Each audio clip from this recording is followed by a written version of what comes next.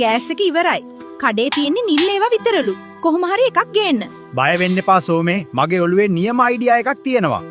මේ කහ පාට එක නිල් කළාම මුදලාලිට හොයාගන්න බැරි වෙයි. මම තමයි මොලකාරයා. ටිකක් ඝනකමට ගාන්න ඕනේ. එතකොට ඔරිජිනල් නිල් එක වගේමයි. හා? ඕක අහුවෙයිද දන්නේ නැහැ. තවම සායම් වේලිලත් නෑ වගේ. පිස්සුද ගෑණියේ? මේක කම්පැනියෙන් ගෙනාවා වගේමයි. මම ඉක්මනට ගෑස් අරන් එන්නම්. නා. වන්න. වතුර උණු කරලා තියන්න. අද නම් කඩේ මුදලාලිව අන්දනව අඳිල්ලක්. මටත් මාර මොලයක් තියෙන්නේ.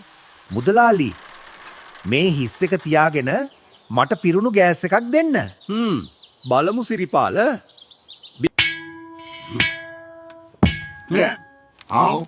කෝ බලමු. අද ගෑස් ආව විතරයි. මේකේ පාට ටිකක් අමුතුයි නේද සිරිපාල? අලුත් මොඩල් එකක්ද? ඔව් මුදලාලි. ඒගොල්ලෝ පාට වෙනස් කරලලු. මොකක්ද යකෝ මේ?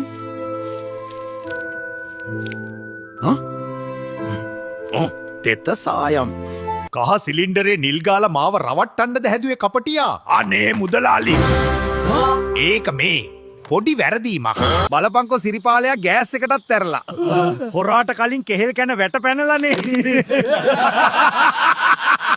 අයියෝ මුළු ගමම දැක්කා. වා!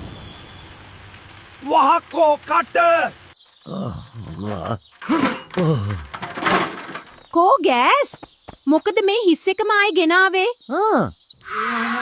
කපටිකම් කරන්න ගිහින් අන්තිමට දරලිපේ තමයි උයන්න උනේ. අනේ ඔව් සෝමේ. මට හොඳ පාඩම. ආයෙ නම් බොරු කරන්නේ නෑ.